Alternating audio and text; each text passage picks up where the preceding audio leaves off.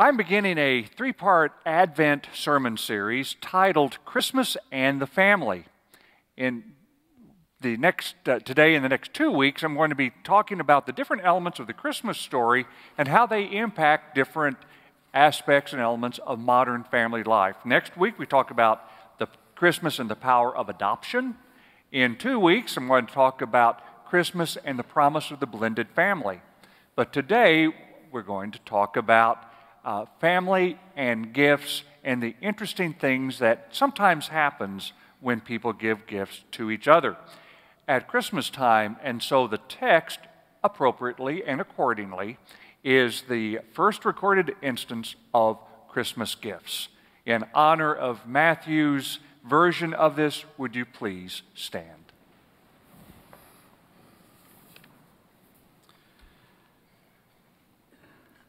After Jesus was born in Bethlehem in the territory of Judea during the rule of King Herod, Magi came from east to Jerusalem. They asked, "Where is the newborn King of the Jews? We've seen his star in the east, and we've come to honor him." When King Herod heard this, he was troubled, and everyone in Jerusalem was troubled with him. He gathered all the chief priests and the legal experts and asked them where the Christ was to be born. They said, "In Bethlehem of Judea, for this is what the prophet wrote. You, Bethlehem, land of Judah, by no means are you least among the rulers of Judah, because from you will come one who governs, who will shepherd my people Israel." Then Herod secretly called for the Magi and found out from them the time when the star had first appeared. He sent them to Bethlehem, saying, "Go and search carefully for the child. When you found him, report to me so that I too may go and honor him." When they heard the king, they went and look. The star they had seen in the east went ahead of them until it stood over the place where the child was. When they saw the star, they were filled with joy. They entered the house and saw the child with Mary, his mother. Falling to their knees, they honored him. Then they opened their treasure chests and presented him the gifts of gold, frankincense, and myrrh. Because they were warned in a dream not to return to Herod, they went back to their own country by another route. The word of God for the people of God.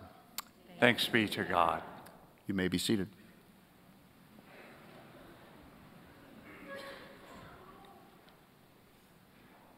Now, odds are, if you have a nativity set, you know what's in it. Mary, Joseph, little baby Jesus, a few lambs, maybe some oxen, shepherds, and 3 wise men. What you're looking at is an act of dramatic license, because it really didn't happen that way. We can assemble it and celebrate it because it's all part of the overall Christmas narrative, but in reality, they come from 2 different traditions. Luke is the one that has the angel, has the shepherds, and the night of Jesus' birth. Matthew, that you heard Jeff just read, happened sometime after Jesus was born. You will note that it said, and they went to the house of Mary and Joseph in Bethlehem, not the stable. And there's some speculation, well, how old was Jesus when the wise men happened to show up? By the way, we know that there were not necessarily 3 wise men because there were 3 gifts, but who knows how many there were. But who knows how old Jesus was? Some say 2 years of age. I don't know where that tradition comes from. But as long as we're talking about dramatic license, let's go a little bit farther, shall we? Let's imagine that Jesus wasn't 2 when the wise men came. Let's imagine that Jesus was about 10 or 11. And let's imagine also that his siblings, his brothers, were there watching the scene, because we do know that Jesus had siblings. I wonder what that scene might have looked like if his 3 brothers were looking at Jesus get all those gifts.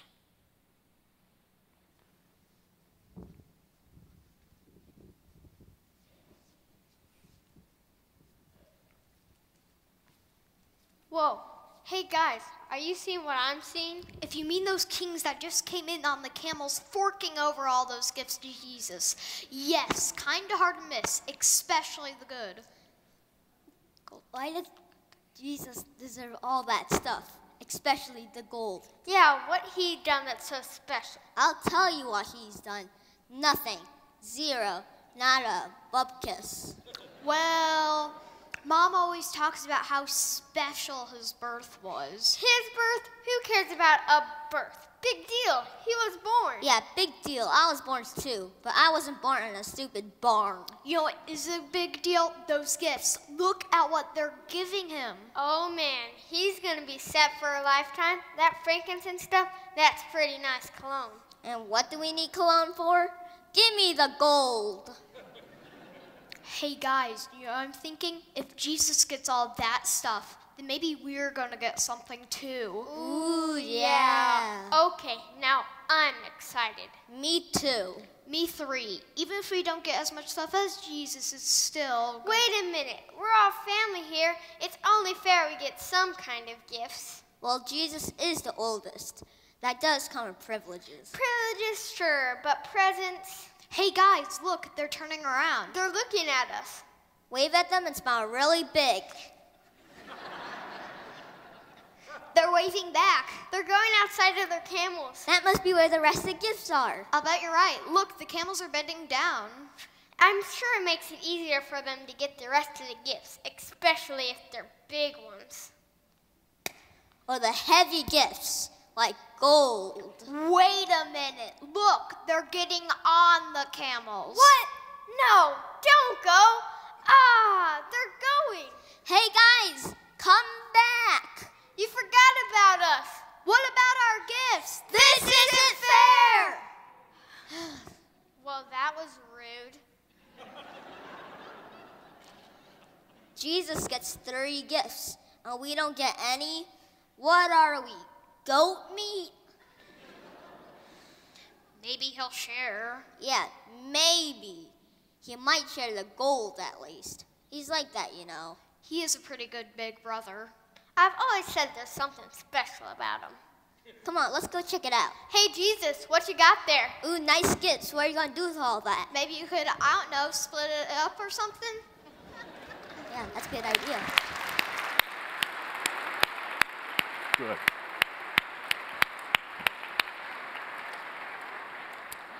I think they have a future in Hollywood.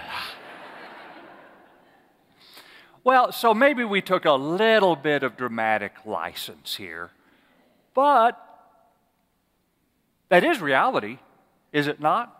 Anybody in a family with multiple children or growing up in a family with multiple children, isn't that the scene? You count gifts. You count gifts. I admit that's a family ritual that we have in the Weeks family that, well, we have it down to a fine art. Our children must receive equal gifts, but if one gift for one child might be more expensive, then we have this mathematical formula that equals 2 or 3 other gifts for the other child. And heaven help us when we go to World Market to pick up trinkets. We will spend an hour there at World Market trying to figure out if 2 Rumune Japanese sodas and 1 big all-day sucker equals a tube of gumballs and a box of snowman droppings. We have to have a calculator to know that. Why? Where did we ever get this thing that we have to count gifts and they have to be calculated accordingly, just to the T? Well, I have a theory. I have different elements as to why we count gifts. Number 1 is that we're basically greedy people. We are. You ever seen a toddler tear into gifts under a Christmas tree? There's not much left of the wrapping paper. But we're all like that, no matter how young or old. We're materialistic people. We like stuff. Hence, mine, the favorite vocabulary of the toddler. And we keep it because we like stuff. And then, too, we want justice. there is a gyroscopic sense of justice we have in our souls, that if someone gets more than what we think we deserve, it gets out of tilt, and we'll complain until the scales of justice are righted and the gyroscope is vertical.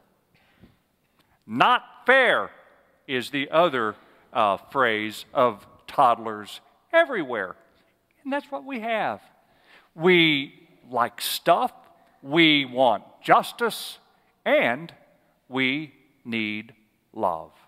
And ultimately, that's what a gift shows. Love. I don't know of any child who would like a gift card to Toys R Us as much as they would like a Kids Craft Mega Ramp Super Racing set from Toys R Us, because that showed that the parents or Santa has heard their lobbying ever since July for the Kids Craft Mega Ramp Super Racing set, and has actually gone out and gotten it and brought it back and wrapped it up. It shows that the child is respected, loved, cared for.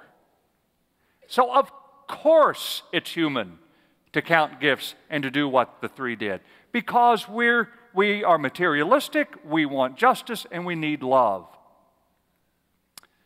So with that in mind, let's see how Jesus factors into that drama.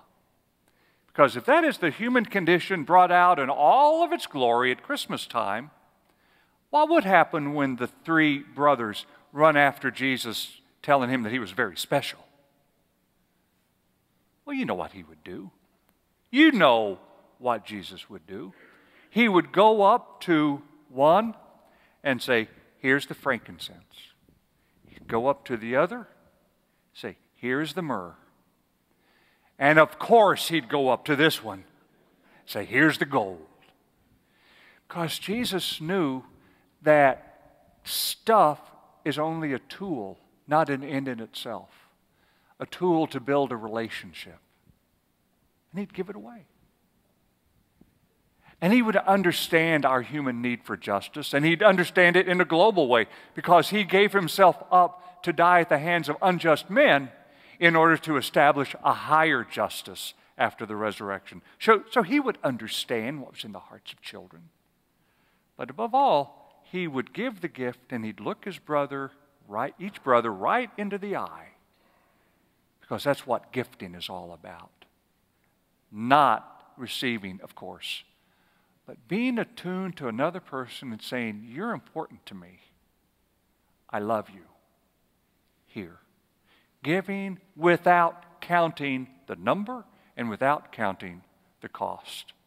So I would hope that as we go about our Christmas shopping and as gifts are exchanged, as much as you can, young or old, suspend the calculating and simply focus upon the smile that is present upon that person's face, because you spent time giving something important to that person, because that person is important, and that is binding the person together.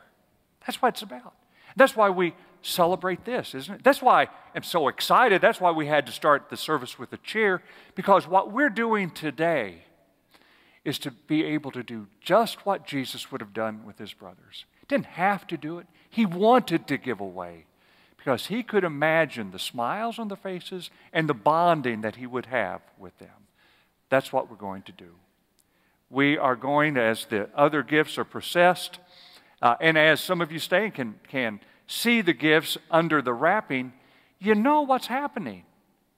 We're not just giving to folks that they might have a smile and a happier Christmas. We are giving to folks who not just live in the city, perhaps, or other places, but who are our brothers and sisters. Because if our faith means anything, it means that we're not just defined by names or geography. If our faith means anything, it means that we are defined by the one who dared call each of us brother, sister. For God so loved the world that he gave the world the greatest big brother we could ever have. And that's the gospel for us this morning. May the ushers come forward for our offering.